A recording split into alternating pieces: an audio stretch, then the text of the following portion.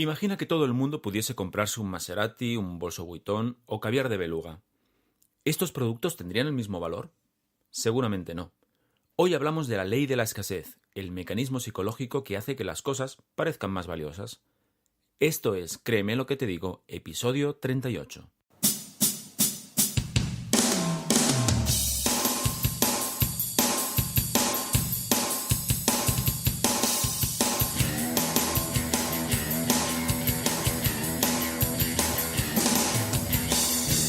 Bienvenidos y bienvenidas a Créeme lo que te digo, el podcast dedicado al mundo de la persuasión en el que voy a explicarte todo lo que tienes que saber para influir, convencer, inducir o inclinar opiniones a tu favor.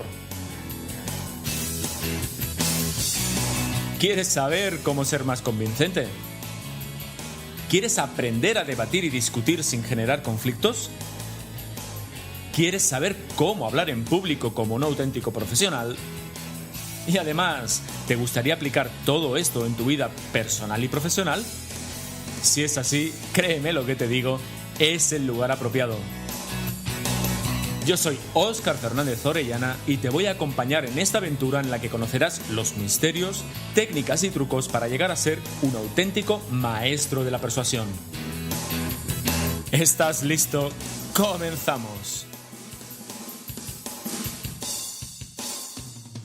Hola, ¿qué tal estás? Bienvenida, bienvenido a un nuevo episodio de Créeme lo que te digo. Estamos en el capítulo 38 del podcast, en el que tratamos todas aquellas cuestiones relativas al mundo de la persuasión, el hablar en público y en general las habilidades comunicativas necesarias para influir e impactar en los demás.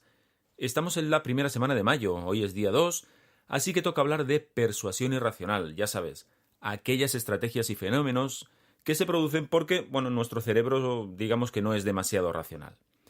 Hoy vamos a descubrir otra de las leyes de persuasión descritas por Robert Cialdini, una ley que, como verás, está muy presente en nuestra vida cotidiana, la ley de la escasez. Pero como siempre, antes déjame que te recuerde que si quieres mejorar tus habilidades comunicativas, en Interacción Humana realizamos formaciones y asesoramientos para empresas y también de forma individual. Si tienes alguna necesidad en este sentido y si quieres que hablemos, simplemente envíame un correo a través del formulario de contacto de la web en interaccionhumana.es/contacto y enseguida me pongo en contacto contigo. Venga, ahora sí, vamos con el tema. Te decía que vamos a hablar de la ley de la escasez, y la ley de la escasez en realidad es una ley muy fácil de entender. Simplemente consiste en la idea de que lo escaso aumenta su valor. Simplemente lo que hay poco nos parece más valioso. Por eso os sugería en la entrada del programa que si un bolso Vuitton, por ejemplo, estuviese al alcance de todo el mundo, seguramente perdería su valor y, de hecho, las personas que persiguen el lujo dejarían de quererlo. Incluso parecerían bolsos menos deseables, de menor calidad.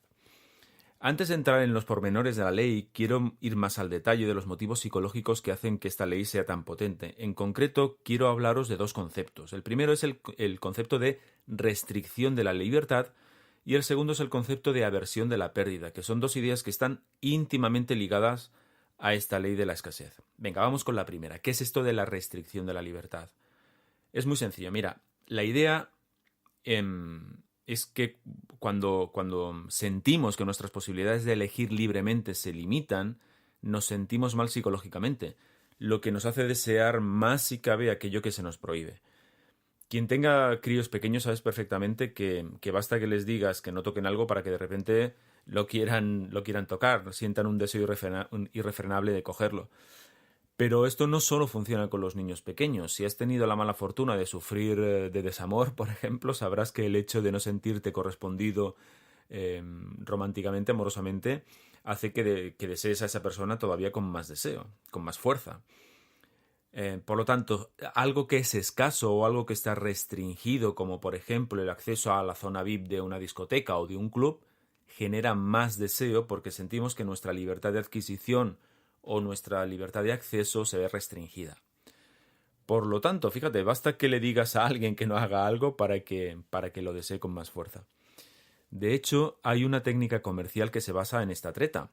Presentas al cliente el producto o el servicio que quieres vender y después de que has conseguido llamar su atención le dices que, pensándolo mejor, pues no sé, piensas que ese producto o ese servicio no es lo que buscas, que no se lo vendes, que le buscas una alternativa, etcétera.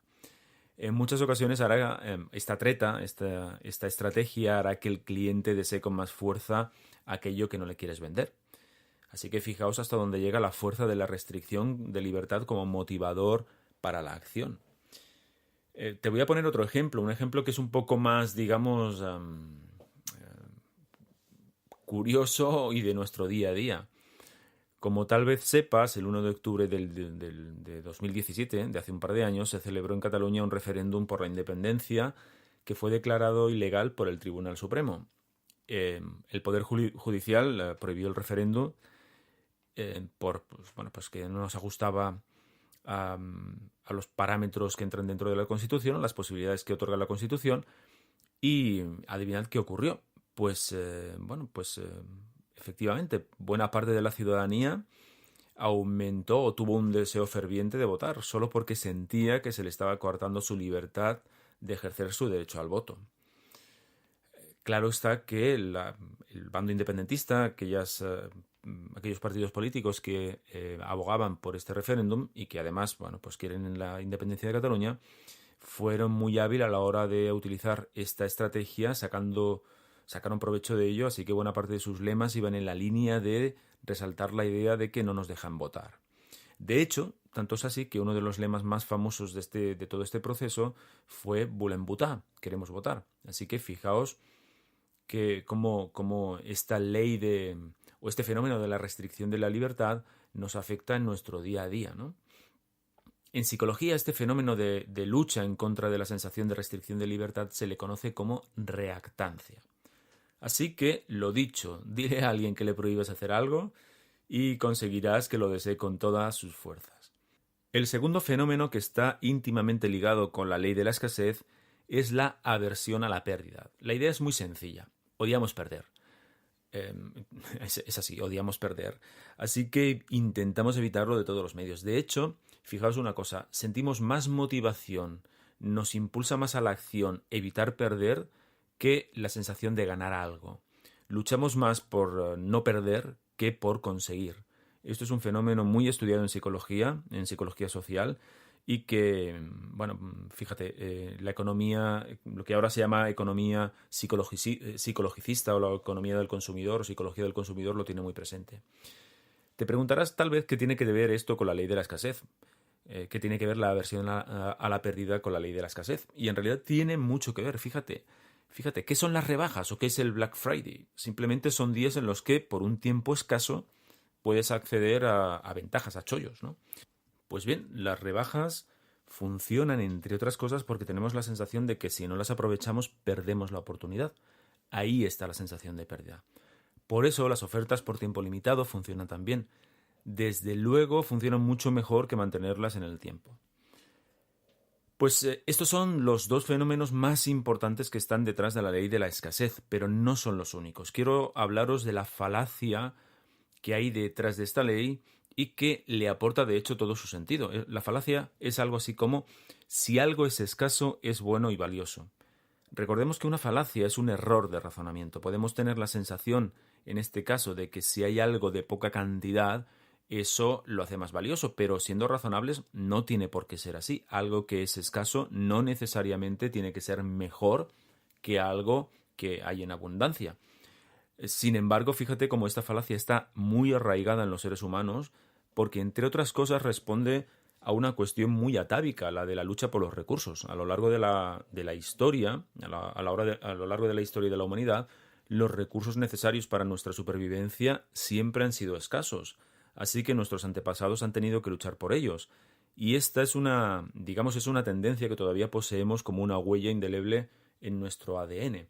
Por lo tanto, cuando percibimos escasez en algo que deseamos, desde luego, tendemos a aumentar la tendencia a pensar que ese bien es un bien realmente valioso. Venga, una vez que ya sabemos en qué consiste la ley de la escasez y cuáles son los mecanismos psicológicos que hay detrás de ella, es interesante ver de qué manera el mundo del marketing o el mundo de las ventas lo utiliza. Y de hecho, lo utiliza muchísimo, está por todas partes, como ahora mismo te voy a demostrar.